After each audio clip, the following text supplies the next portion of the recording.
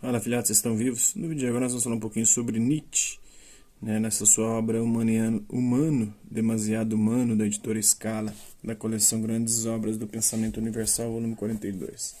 Com esta obra, Agui. O livro Humano, Demasiado Humano é uma genealogia do pensamento moderno, da razão moderna. Nietzsche analisa os mais diversos aspectos do pensamento de sua época e procura estabelecer uma ligação entre o passado bárbaro da humanidade e o estado em que se encontra o pensamento filosófico, científico e religioso de sua época, o século XIX, e tenta vislumbrar as perspectivas para um progresso do mesmo num período pós-moderno da Europa e da humanidade inteira. Nessa maneira de ver o mundo moderno, Nietzsche se preocupa com o modismo de seguir ideias abstratas pelo simples fato que demonstram saber, conhecimento, embora o próprio Nietzsche reconheça o valor dos resultados das ciências positivas de seu tempo.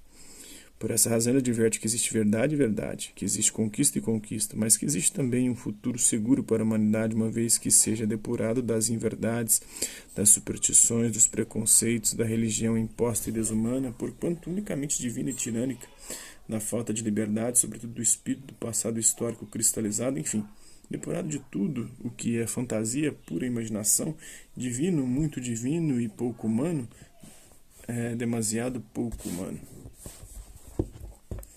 A obra em si, um pouquinho da imaterialidade da arte superior, a pedra é mais pedra que outrora, e a origem religiosa da música moderna.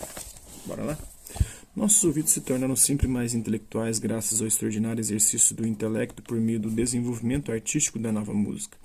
Por isso suportamos uma intensidade de sons muito maior, muito mais barulho, já que estamos muito mais treinados que nossos antepassados para escutar nele a razão interior.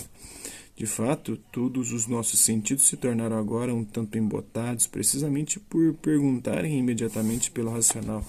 Portanto, pelo que isto é, semelhante embotamento transparece, por exemplo, no absoluto domínio do temperamento dos sons. Pois hoje são contados entre as exceções os ouvidos que ainda fazem as distinções mais refinadas, por exemplo, entre dó sustenido e ré bemol. Nesse aspecto, nosso ouvido se tornou grosseiro.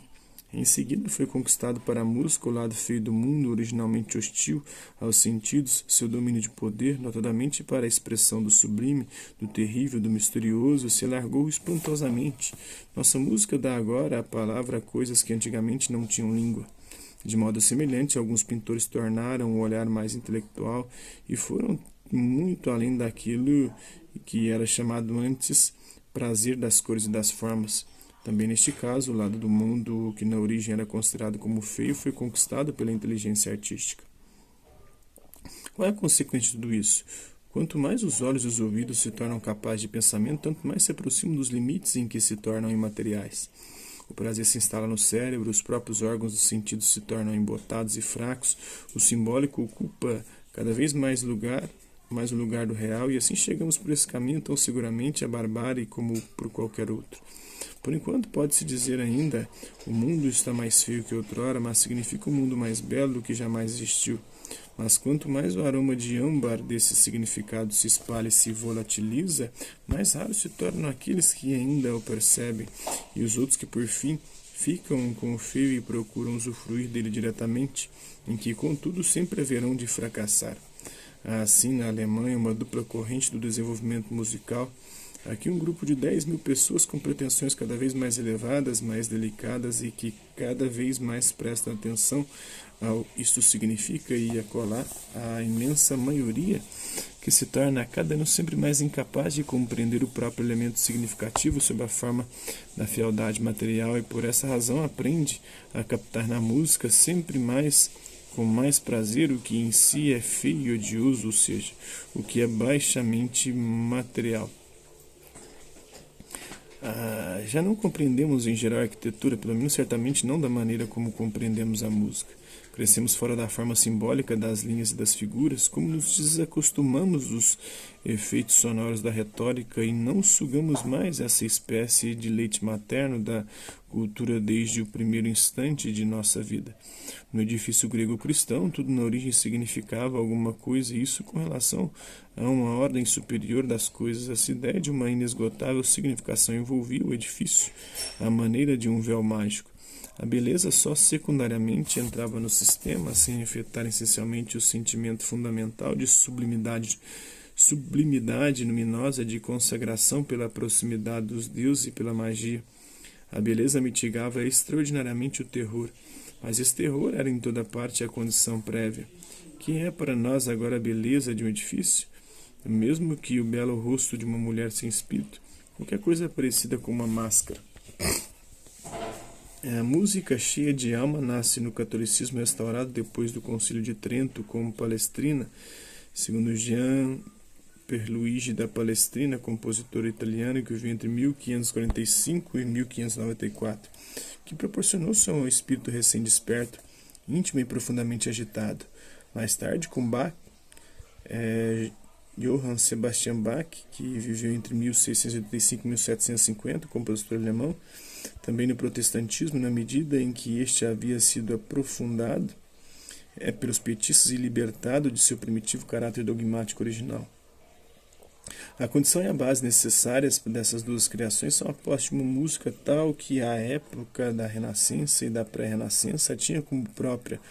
Notadamente, esse estudo erudito da música, esse prazer de fundo científico nas obras de arte da harmonia e da condução das vozes.